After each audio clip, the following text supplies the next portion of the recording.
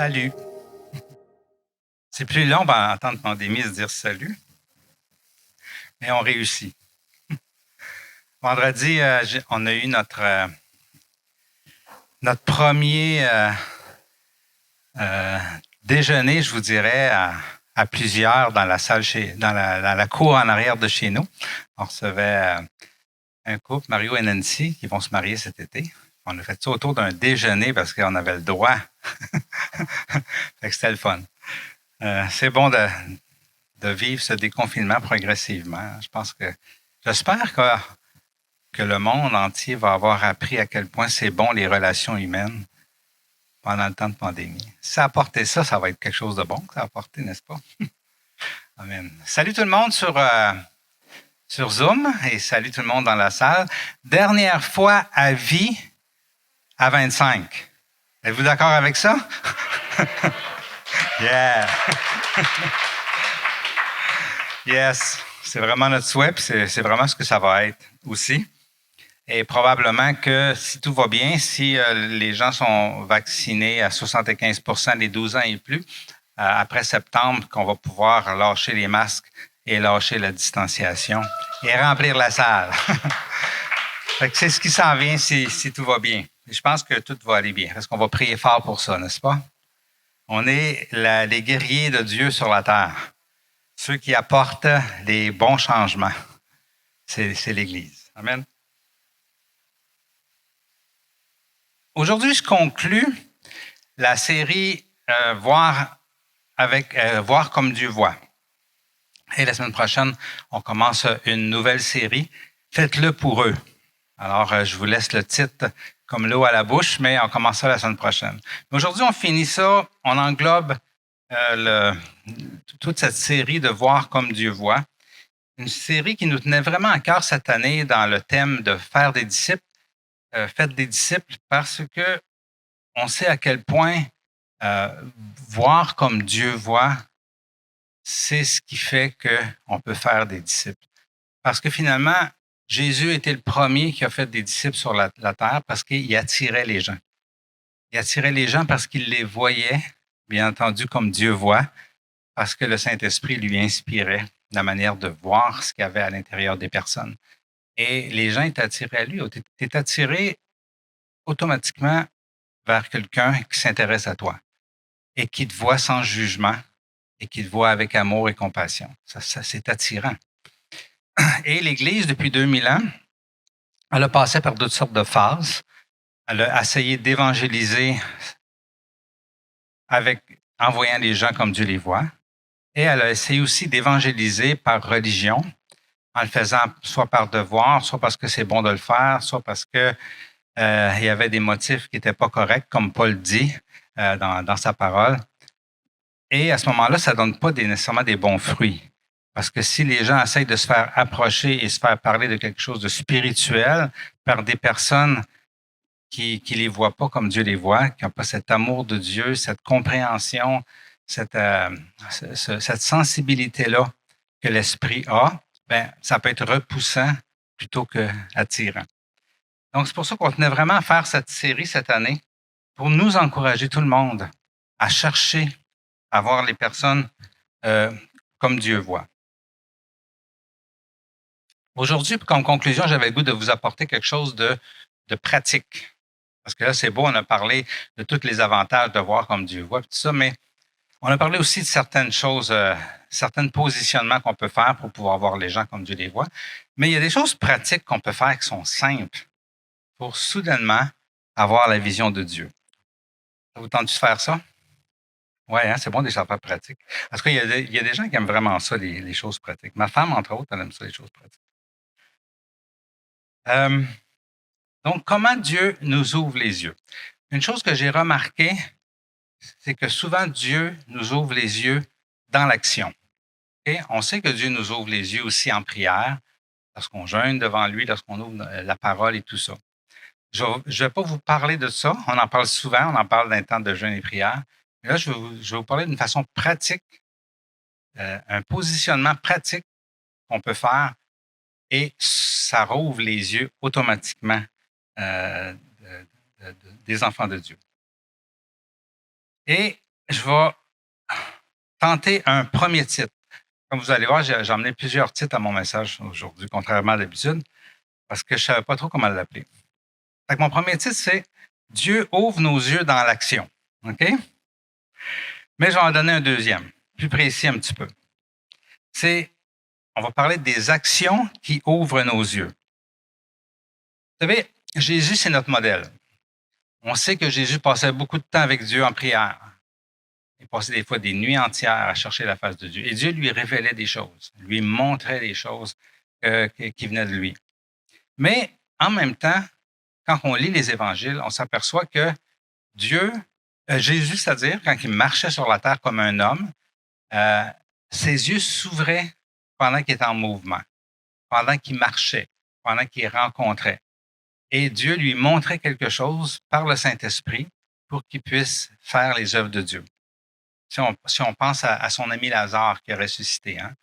Bon, il n'était pas au courant qu'il était pour mourir, mais quand il a entendu Lazare est malade, Dieu a ouvert ses yeux à ce moment-là et lui a montré que Lazare est malade, oui, mais il va même mourir et toi, tu vas le ressusciter. Aimeriez-vous ça entendre ça de la voix de Dieu? C'est peurant un peu, hein? J'aimerais ça l'entendre, là, mais j'espère que j'obéirai puis je ferai tout ce qu'il me demande de faire pour que ça arrive. Quand il rencontre la Samaritaine, hein, Jésus passe de Galilée, il s'en va vers Jérusalem et il y a une Samaritaine sur le bord d'un puits. Et lorsqu'il voit la Samaritaine, Dieu ouvre ses yeux et lui montre que cette femme-là a un cœur pour recevoir un message. Et Jésus s'approche d'elle et lui parle à ce moment-là. Donc, les yeux ouverts au moment où il rencontre la Samaritaine. Quand Dieu était dans la barque et quand Jésus il dormait dans la barque et qu'il y avait une grosse tempête et que les disciples ont eu peur, puis ils ont réveillé Jésus, puis ils ont dit, hey, tu vas-tu nous laisser mourir? Là? Regardez, il y a une grosse tempête. À ce moment-là, les yeux de Jésus se sont ouverts et l'Esprit Saint lui a révélé que son rôle, là, c'était de calmer la tempête. Donc, la tempête, il a montré qu'elle n'était pas dangereuse. Au contraire, c'était une façon de glorifier son nom et de dire à la tempête, calme-toi. Quand Jésus se retrouve avec 10 000 personnes, il fait un discours et soudainement, les gens ont faim. Dieu lui a montré à ce moment-là qu'il fallait qu'il nourrisse ces 10 000 personnes-là de façon miraculeuse. Quand il s'est fait poser des questions, comment se fait que sur l'impôt, hein, il y avait comme une discussion sur l'impôt. À ce moment-là, ses yeux se sont ouverts et il a dit à un de ses disciples, ben va pêcher un poisson, puis dans sa bouche, tu vas trouver de l'argent, puis avec ça, tu vas payer l'impôt. Donc, les yeux qui s'ouvrent au fur et à mesure dans l'action. C'est ce que Jésus vivait à tous les jours de sa vie. En plus, comme je vous disais, de recevoir aussi euh, des révélations alors qu'il est en prière, alors qu'il est en jeûne devant son Père. Donc, c'est sûr que aujourd'hui, je ne veux pas enlever le côté de notre relation personnelle avec Dieu, mais je veux vraiment apporter ce côté-là que Dieu nous parle en action. Et souvent, euh, on peut avoir cette tendance-là, les chrétiens, de passer du temps de qualité avec Dieu, d'avoir des belles révélations. Après ça, se lever le lendemain matin et on continue notre vie. Et toutes ces révélations-là, on les met sur une tablette et finalement, on ne fait rien avec. OK? Je pense que Dieu veut nous parler en action parce que souvent, c'est là qu'on va agir, qu'on va répandre son royaume sur la terre. Jésus était un homme. Il n'y avait aucun pouvoir de plus grand que chacun de nous ici. Saviez-vous ça? Jésus n'avait pas de pouvoir sur la terre. Il était juste un homme. Et s'il y avait un pouvoir, c'était simplement parce que le Saint-Esprit lui donnait ce pouvoir. Et ce que Jésus avait de particulier, c'est qu'il était connecté au Père par le Saint-Esprit. C'est sûr qu'il n'y avait pas l'obstacle du péché qui était dans ses jambes. Ça aide. Hein? Et Dieu lui révélait, le Père lui révélait des choses par le Saint-Esprit et lui faisait poser des gestes inspirés du Saint-Esprit. Et qui faisait les miracles? C'était le Saint-Esprit. C'était pas Jésus, homme, qui faisait le miracle. C'était le Saint-Esprit en lui. Donc, on est dans la même position que Jésus. On n'est pas différent, on est pareil comme lui. Okay? Donc, on peut tout faire. C'est pour ça qu'il a dit, vous allez faire les œuvres que je fais et vous allez même en faire des plus grandes. Pourquoi? Parce qu'il savait que ce qui nous léguait, c'était son esprit et qu'on était pour être ses représentants, son corps, les enfants de Dieu qui étaient pour marcher à sa place sur la terre et faire les œuvres que lui faisait, donc de la même façon. Dieu nous ouvre les yeux et nous, on fait une action. On voit pour commencer, on agit en fonction de ce qu'on voit, on fait une action et Dieu, l'Esprit Saint fait le miracle ou fait la guérison ou fait la délivrance qu'il a besoin de faire dans le cœur de ceux qu'on rencontre.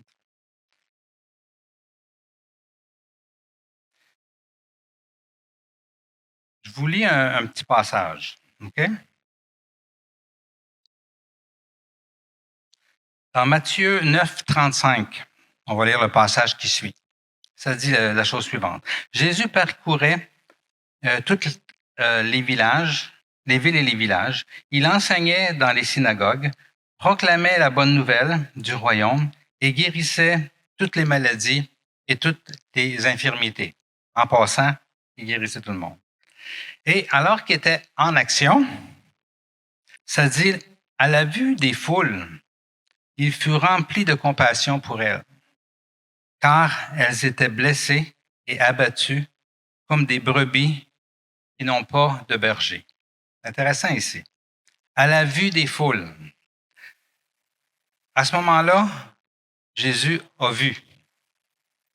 Il a vu la foule. OK? Et au moment où il a vu la foule, qu'est-ce qui est arrivé? Il y a eu une compassion. Il aurait pu ne pas voir la foule. Il aurait pu être préoccupé par tout ce qu'il avait à faire, par ses guérisons, par les malades. OK? Mais au moment où il était là, le Saint-Esprit voulait lui ouvrir les yeux sur quelque chose qui était différent de toutes ses occupations de la journée, qui était la foule. Le Saint-Esprit a voulu ouvrir ses yeux sur la foule et sur son besoin de berger. Et c'est pour ça que ça dit à la vue de la foule. Ça, c'est la vue spirituelle. La vue qui est présente dans nous, dans cette possibilité-là de voir, okay? Et ça produit une réaction. Ça le produit en Jésus une compassion, une compréhension de ce que vivaient les gens. Il voyait que les gens n'étaient pas bien, n'étaient pas bien dans leur peau, qu'ils avaient besoin de quelque chose. Okay? Est-ce que ça leur révélait au cœur de Jésus s'ils ont besoin d'un berger? Voyez-vous? Ouvrir ses yeux dans l'action. C'est ce que le Saint-Esprit fait toujours. Quand notre cœur est disposé à marcher avec lui et à le servir et à sortir de chez nous et rencontrer du monde, que ce soit dans nos activités ou volontairement. Lorsque Jésus a croisé un centurion, donc un Romain, un ennemi des Juifs, qui avait des besoins, Jésus a vu que cet homme-là avait la foi et il a voulu répondre à son besoin. Lorsqu'il a rencontré une femme païenne, pour laquelle lui-même dit, je ne suis pas venu pour les païens, je suis venu pour les Juifs. Okay? Donc, c'est sûr que Jésus avait ce concept qu'il venait sur la terre, le Messie tant attendu depuis si longtemps pour les Juifs, et par la suite, son Église était pour aller dans le monde. Hein? Et c'est ce qui est arrivé avec Paul, il était envoyé parmi les païens. Il dit, c'est pas mon rôle. Mais au moment où il parlait avec lui, le Saint-Esprit lui a dit, elle a une foi que je veux que tu agisses pour elle en ce moment aussi. Et les yeux de Jésus s'étant ouverts sur cette femme, sur l'importance pour Dieu d'agir, bien, il a fait un miracle pour elle. Même s'il n'était pas venu pour ça. Lorsque Dieu nous ouvre les yeux, on fait des choses qu'on pense que ce n'est pas à nous autres de faire. OK? Parce que les yeux de Dieu qu'il met en nous, ce n'est pas les mêmes que nos yeux humains.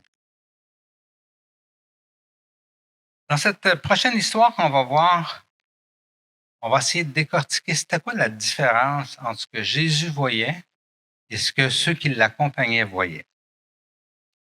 Alors, on va aller dans Matthieu 20, on va lire le verset 29 à 34. Ça dit, lorsqu'ils sortirent de Jéricho, une grande foule suivit Jésus. Deux aveugles assis au bord du chemin entendirent que Jésus passait et crièrent, « Aie pitié de nous, Seigneur, fils de David. » La foule les reprenait pour les faire taire. Mais ils crièrent plus fort, les aveugles. Aie pitié de nous, Seigneur, fils de David. Jésus s'arrêta, les appela et dit, que voulez-vous que je fasse pour vous? Ils lui dirent, Seigneur, que nos yeux s'ouvrent. Remplis de compassion, Jésus toucha leurs yeux et aussitôt, ils retrouvèrent la vue et le suivirent. Jésus voyait quelque chose de complètement différent de ceux qui l'entouraient. Qu'est-ce que voyaient ceux qui l'entouraient? Ben, on s'en va quelque part, il faut pas être en retard. On a un but à atteindre, c'est pas dans notre agenda, c'est dérangeant, ou encore c'est pas notre priorité en ce moment, ou encore ceux qui l'entouraient voyaient peut-être la fatigue de Jésus ou leur propre fatigue, ou ils voyaient peut-être l'impossibilité de faire ce que les aveugles demandaient. Ou ils voyaient peut-être les aveugles comme des mendiants qui étaient tout le temps là, puis de toute façon, ils font partie du décor de ce chemin-là. Puis, ou encore, c'est peut-être des curieux là, qui veulent interpeller Jésus alors que Jésus est occupé. Ou c'est des hommes ordinaires sur le bord du chemin. Hein? Puis pourquoi déranger Jésus? Donc, toutes nos réflexions humaines se passent quand on voit avec nos yeux humains. Mais Dieu, lorsqu'il nous donne ses yeux pour voir, notre réaction est différente. Et quelle a été la réaction de Jésus? Ça a été d'avoir de la compassion, de les écouter et de répondre à leurs besoins. Toutes des choses qu'on peut faire à tous les jours dans notre vie quand on rencontre des gens, si on a les yeux de Dieu, s'il nous donne des yeux pour voir. Amen. Donc, ça a été quoi? Pourquoi Jésus a vu différent? Qu'est-ce que ça a été la différence entre Jésus et ceux qui marchaient avec lui? Hein? Ceux qui marchaient avec lui, ils voulaient continuer. On avait un objectif à atteindre. Mais Jésus, lui, il s'arrêta. C'est quoi la différence entre tout le monde qui suivait et Jésus? Et il s'arrêta. Il s'intéressa à eux, au point de mettre de côté son agenda, ses priorités, okay? Ce qu'il pensait faire cette journée-là, okay? Ses achats. Faut que j'aille au Canadian Tire, ça va fermer dans pas grand temps. Là. Pas le temps de m'arrêter. Quelqu'un qui m'attend au restaurant, il faut que je le respecte, il m'attend au restaurant. Toutes ces réflexions-là qu'on a, qui nous empêchent de rentrer dans l'agenda de Dieu souvent, parce qu'on ne s'arrête pas.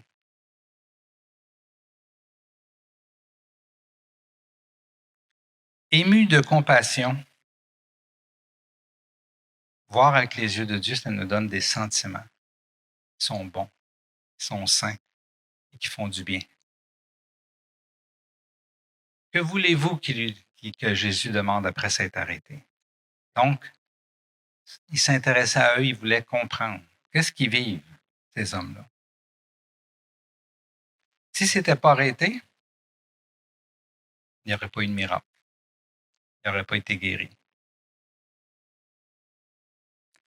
Il semble se passer quelque chose de particulier quand on s'aligne avec la volonté de Dieu, n'est-ce pas? Et on dirait que quand on s'aligne avec la volonté de Dieu, ben, nos yeux s'ouvrent. Et s'arrêter pour quelqu'un, c'est dans la volonté de Dieu. Êtes-vous d'accord avec ça? Jésus a quitté son ciel, il est venu sur la terre pour mourir pour les pécheurs de la terre. Donc, si ce n'est pas sa top priorité, les gens, on n'a pas compris l'Évangile, n'est-ce pas? C'est pour ça qu'il est venu sur la terre, pour les personnes, pour les individus, un par un. Pas les foules, les individus, un par un. C'est ça la priorité de Jésus. Donc, lorsqu'on s'aligne avec sa priorité, ben, nos yeux s'ouvrent. OK? Donc, je vous amène un autre titre. S'arrêter pour quelqu'un nous donne des yeux pour voir comme Dieu.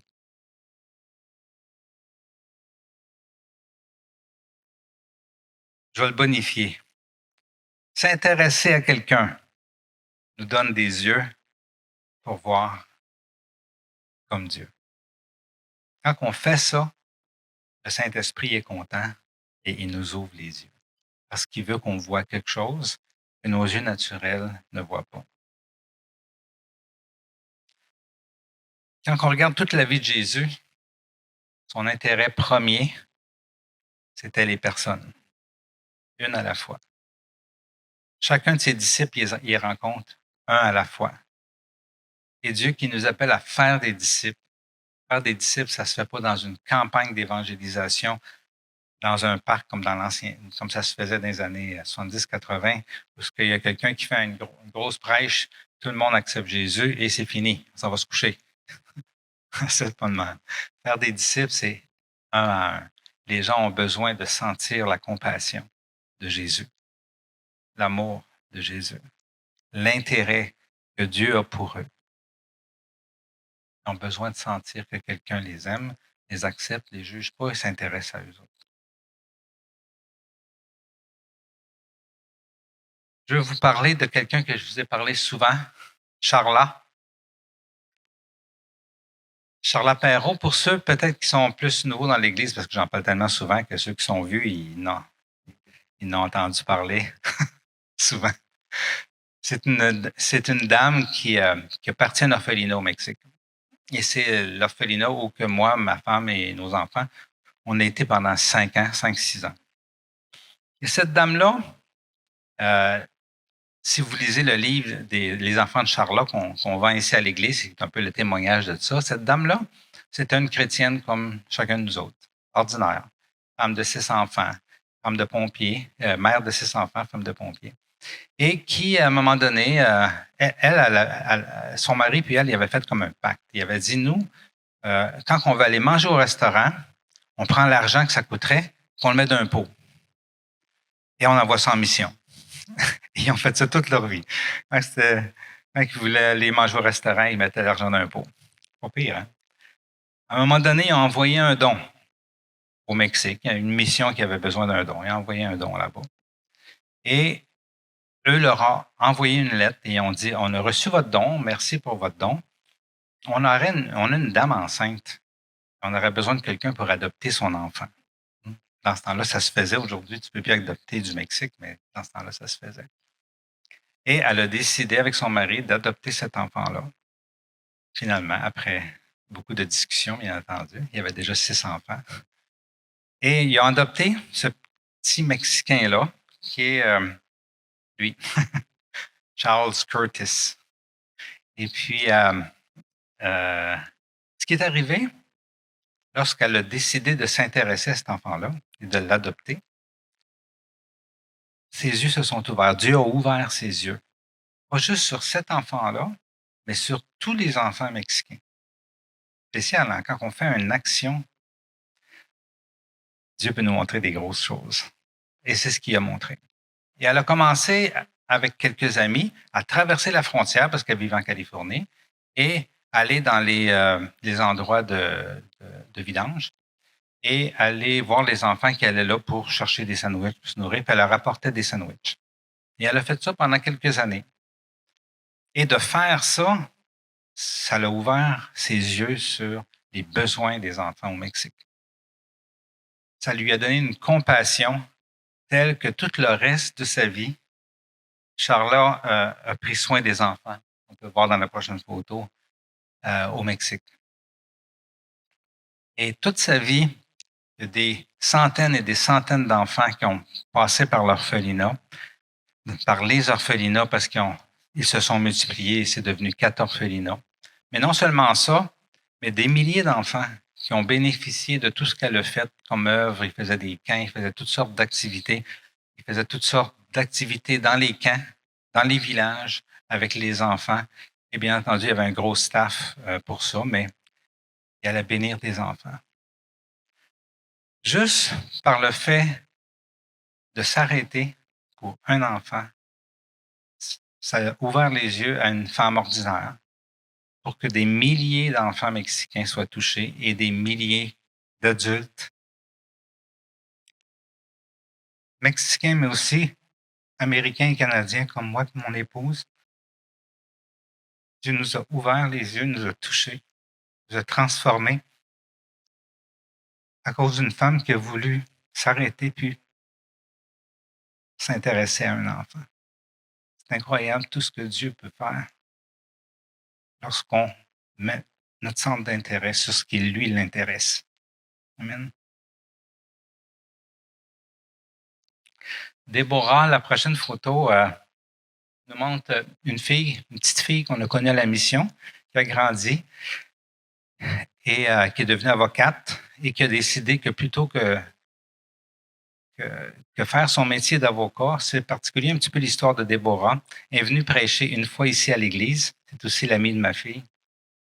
Et cette fille-là, elle a grandi à la mission et elle s'est mise à s'occuper d'enfants avec des déficiences intellectuelles et des handicaps très graves. Et pour s'être occupée de ces enfants-là, Dieu lui a ouvert les yeux. Et finalement, elle a parti un orphelinat d'enfants handicapés et d'enfants de déficience intellectuelle. Juste le fait de s'arrêter pendant son cours d'avocate et de passer ses fins de semaine à travailler avec des personnes handicapées, Dieu lui a ouvert les yeux et lui a donné une compassion, un amour qui a changé sa vie. Et finalement, elle n'a jamais pratiqué son métier d'avocate. Elle est à temps plein depuis des années pour cet orphelinat-là qui n'arrête pas de grandir parce qu'au Mexique, dans certains coins du Mexique, les handicapés physiques, c'est-à-dire intellectuels, sont souvent mis à part, souvent parce qu'on n'a pas de moyens. Ça peut être une honte pour beaucoup de gens d'avoir un enfant comme ça dans leur famille. Déborah, Dieu lui a donné des yeux pour voir au-delà de l'handicap, voir la vie, l'âme qui est à l'intérieur de ces enfants-là. Okay? On a besoin des yeux de Dieu pour voir ça. Si notre société aujourd'hui, souvent, va se débarrasser des personnes trisomiques dès le ventre de la mère, en faisant des avortements sélectionnés selon les handicaps, c'est simplement parce qu'ils n'ont pas les yeux de Dieu. C'est pas pour être méchant, mais n'ayant pas les yeux de Dieu, ils ne peuvent pas avoir cet amour, cette compassion-là et cette vision de l'être humain à l'intérieur d'un enfant handicapé. Plein d'exemples que j'avais à cœur de vous apporter. Qu'est-ce qui arrive quand on s'enligne avec les priorités de Dieu et qu'on s'arrête, qu'on laisse notre vie de côté, notre agenda de côté pour s'intéresser à une personne à la fois? Dieu nous ouvre les yeux automatiquement. On n'a pas besoin de dire Dieu, ouvre-moi les yeux. Non, ça se fait tout seul. Pourquoi ça se fait tout seul? Parce que Jésus est en nous. Ses yeux sont déjà en dedans de nous autres. Mais malheureusement, notre vision est perturbée par plein de choses, plein de préoccupations et plein d'occupations qu'on a. Mais lorsqu'on arrête nos occupations pour s'occuper de ce qui est important pour Dieu, c'est là que nos yeux s'ouvrent. Ces yeux-là qui sont en nous, l'Esprit Saint les ouvre et nous montre ce que Dieu veut qu'on voit. Vous savez, quand j'étais à la clinique, moi-même, j'ai 4 sortes de vitesses quand je travaille à la clinique. Je peux être en mode, il faut vider la salle d'attente. Je peux être en mode, il faut faire ma job. Je peux être en mode, il faut que je comprenne ce que la personne a pour pouvoir faire le bon diagnostic puis avoir le traitement. Ou je peux être en mode, il faut que je sache qui est cette personne-là. Il faut que je comprenne qui elle est. Et la seule des 4 qui m'ouvre les yeux, c'est la 4e. Vider la salle d'attente, vraiment pas. Faut que je fasse ma job non plus. Faut que je fasse ma job, puis finir, puis aller souper avec ma femme qui m'a préparé un bon repas. Ou encore, bon, il faut que je trouve le bon diagnostic, puis tout ça, puis c'est ça ce qu'il faut que je fasse. C'est ma job. Il faut que je trouve le bon diagnostic puis le traitement. Il ne faut pas que j'arrête de faire ça non plus. Mais ce qui m'ouvre les yeux, c'est qui est cette personne devant moi? Qui est-elle en arrière de ce que je vois? Vous savez, des fois, on rencontre toutes sortes de gens dans n'importe quel métier, mais en médecine aussi. Et il y a des personnes qui sont plus difficiles. ils ont des réactions plus difficiles à comprendre, puis que tu sais que quand elle est dans ta liste, OK, puis qu'elle va rentrer dans ton bureau, tu vas probablement être accusé de plein de choses. Pourquoi qu'elle n'est pas heureuse, pourquoi que cette personne-là n'est pas, va pas bien, puis ça va être de ta faute. OK? Vous avez sûrement côtoyé des gens qui. C'est un trouble de personnalité, tout simplement. Alors, tu sais, quand les médecins voient ça sur leur liste d'attente, ils disent oh, bon, quelque chose qui m'attend aujourd'hui.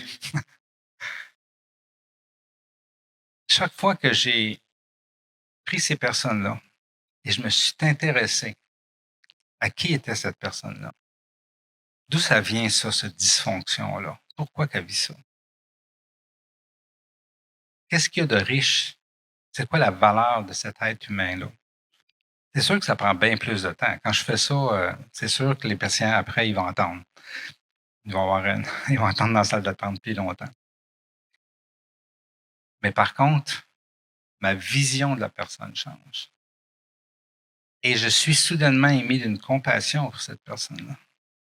Et j'ai le goût de l'aider. J'ai le goût qu'elle s'en sorte. Dieu me la montre comme lui la voit, comme lui l'aime, comme lui souhaite sa guérison et sa restauration. Et tout prend une autre dimension. C'est tellement bon de voir avec les yeux de Dieu. On pourrait penser que ouais, mais ça prend plus de temps, c'est plus compliqué. Non, c'est pas vrai. Oui, c'est vrai que ça prend plus de temps. Mais c'est pas vrai que c'est compliqué, c'est moins compliqué. C'est pas stressant, ça enlève le stress. Tout le stress que mes confrères vont vivre quand ils vont voir ce nom-là dans leur liste, je ne l'aurai pas parce que j'ai le goût de voir où est-ce qu'on en est rendu. Quel pas qu'on a fait. On a-tu reculé, on a-tu avancé, mais c'est pas grave qu'on ait reculé ou avancé parce que je sais que Dieu veut l'emmener quelque part. Puis de toute façon, ça ne repose pas sur mes épaules. C'est Dieu qui fait l'œuvre. Moi, je suis juste un instrument dans ses mains. Voyez-vous toute la dimension qui est différente quand on décide de s'enligner comme Dieu veut qu'on s'enligne. Dans ma vie quotidienne, c'est pas différent, là. Attendez un petit peu. Quand je me promène, puis je m'en vais au Canadian Tire, justement, ou que j'ai des choses à faire entre deux autres activités, puis, tu sais, ma femme me dit souvent que j'en prends beaucoup. Je peux être en mode, je rencontre quelqu'un, je vais m'arrêter, ou en mode, je vais le saluer, puis je vais continuer parce que j'ai des choses à finir. T'sais. Ma vie peut être stressante. Mais c'est bizarre. Quand que, malgré mon agenda super occupé, je décide de m'arrêter et de m'intéresser à quelqu'un, le stress disparaît. La paix vient. Et il y a quelque chose en dedans de moi qui se met à aimer. Et c'est bon d'aimer. Se met à avoir de la compassion et c'est bon d'avoir de la compassion. Se met à s'intéresser et c'est bon de s'intéresser. Lorsque Dieu nous ouvre les yeux, c'est toujours bon. Et plus on le vit, plus c'est bon. Plus on a le goût de le vivre. L'égocentrisme, c'est un de nos obstacles aussi. Quand on est en train de jaser avec quelqu'un, on peut avoir la paix de la découvrir ou le stress de savoir c'est quoi qu'on va dire sur nous autres.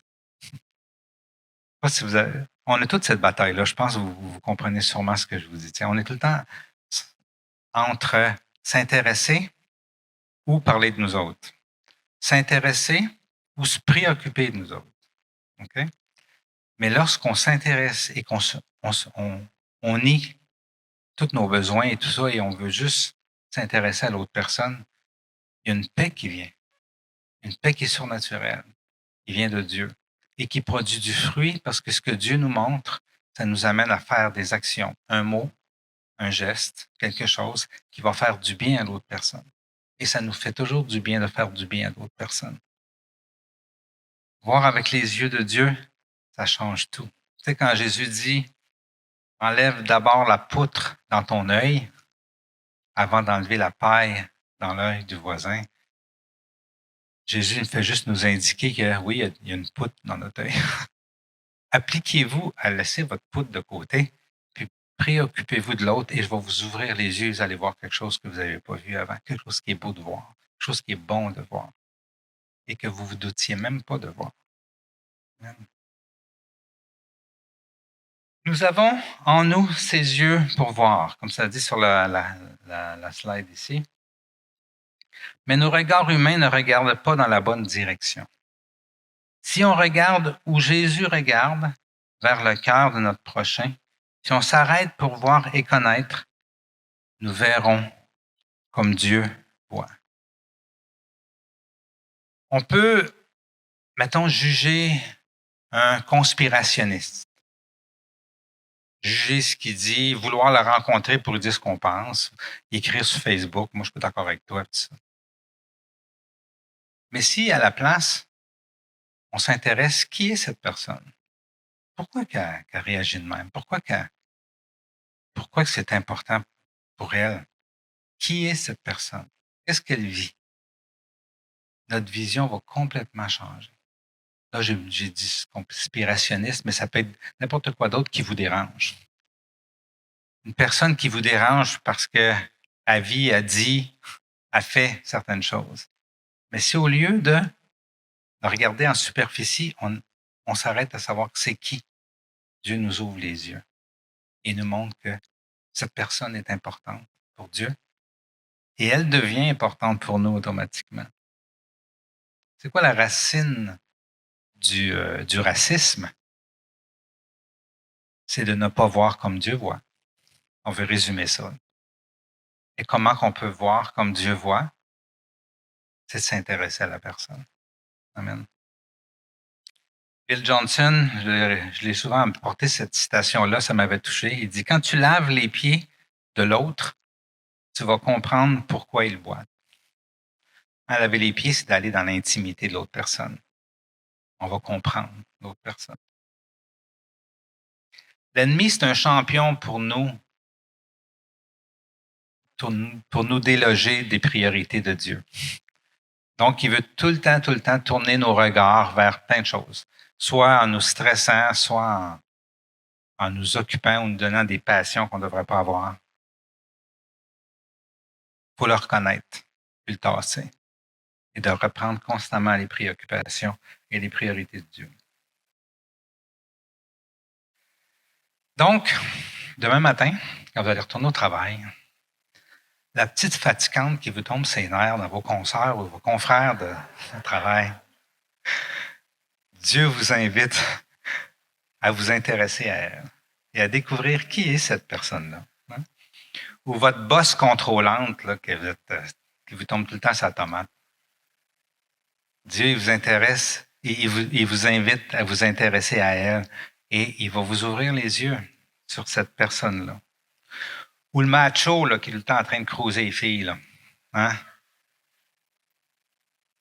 Dieu il veut que vous vous intéressiez à lui, mais faites attention, soyez prudents.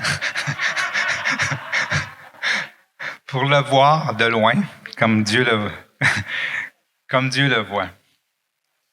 Ou la voisine bizarre, énervée, hein? Qui envoie toujours sa neige sur votre terrain.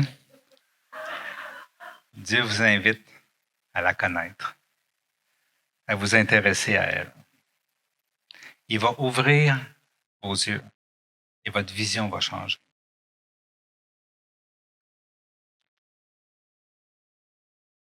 Dans 1 Samuel 16,7, ça dit « L'homme regarde à ce qui frappe les yeux, mais l'Éternel regarde au cœur. » Dieu nous invite, nous qui sommes ses enfants et qui avons donc l'ADN de l'Éternel, à regarder au cœur, faire comme lui. Et les yeux sont déjà en dedans de nous autres pour les voir, ces cœurs. Ça dit dans Jean 1,9, en parlant de Jésus, cette lumière était la vraie lumière qui, en venant dans le monde, éclaire tout être humain. Cette lumière-là est en nous. Et elle a comme but de nous éclairer. Donc, il n'y a pas personne qui a ouvert son cœur à Jésus qui peut dire qu'il n'a pas ces yeux-là que Dieu veut qu'on ait. Il faut juste les aligner ou aligner nos yeux humains pour que nos yeux spirituels voient. Amen. Dans Hébreux 4.13, en parlant de Dieu, ça dit « Aucune créature n'est cachée devant lui. Tout est nu et découvert aux yeux de celui à qui nous devons rendre compte. » Et ces yeux-là, ben, ils sont en nous. Et si on regarde où Dieu regarde, on va voir ce que Dieu voit. Amen. On va comprendre, on va avoir compassion et on va agir. Dans Matthieu 5.13, vous êtes la lumière du monde. Pourquoi on est la lumière du monde? Pour pouvoir apporter la lumière. Mais on ne peut pas apporter la lumière si nos yeux ne sont pas ouverts. Et nos yeux ne peuvent pas s'ouvrir si on ne regarde pas dans la bonne direction. Dieu nous invite à regarder là où lui regarde. Parce qu'il nous dit, vous êtes la lumière du monde et les gens vers qui vous regardez ont besoin de cette lumière. Faire des disciples, c'est marcher comme Jésus. Être cette lumière-là et la transmettre en regardant vers les personnes, vers leur cœur.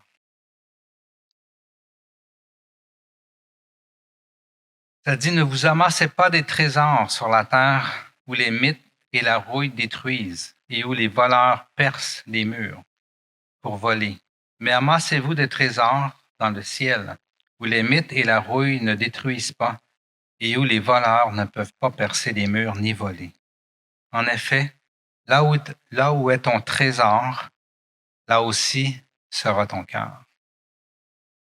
Notre trésor, le trésor que Dieu veut qu'on ait, c'est le cœur des autres personnes autour de nous. Et si notre trésor est là, on va amasser des trésors au ciel parce qu'automatiquement, on va transmettre la lumière de Christ autour de nous autres. Ça dit, l'œil est la lampe du corps. Si ton œil est en bon état, tout ton corps sera éclairé. Si on regarde là où Dieu regarde, tout notre corps va être éclairé.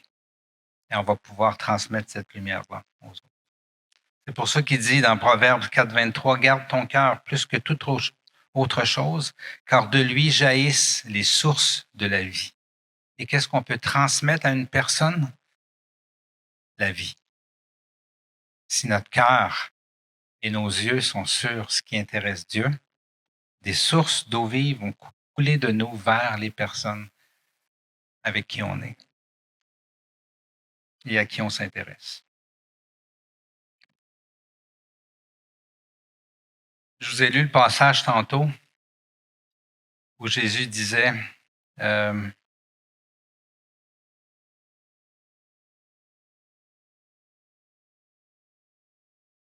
Matthieu 9.35,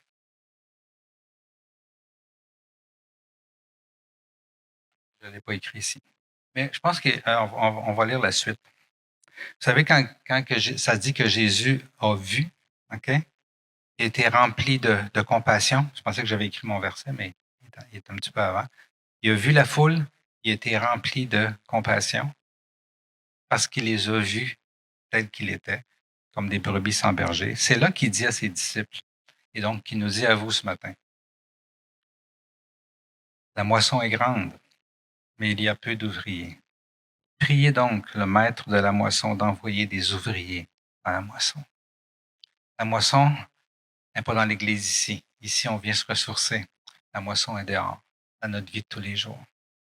Et Jésus nous demande, allez dans la moisson. La moisson est grande et elle est prête. Amen. Seigneur Jésus, je vais inviter les musiciens qui viennent nous rejoindre. Seigneur Jésus, merci de tout cœur pour avoir déposé en nous gratuitement tes yeux.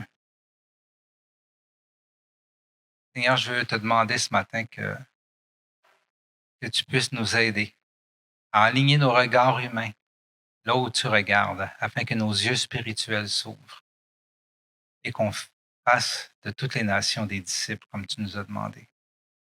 en ayant compassion et amour lorsqu'on les regarde, lorsqu'on s'intéresse à eux. Que ton esprit vienne sur nous, Seigneur, et nous révèle vraiment ce qui est en toi, Jésus, parce qu'on veut que ce qui est en toi, ce soit aussi en nous autres. Amen.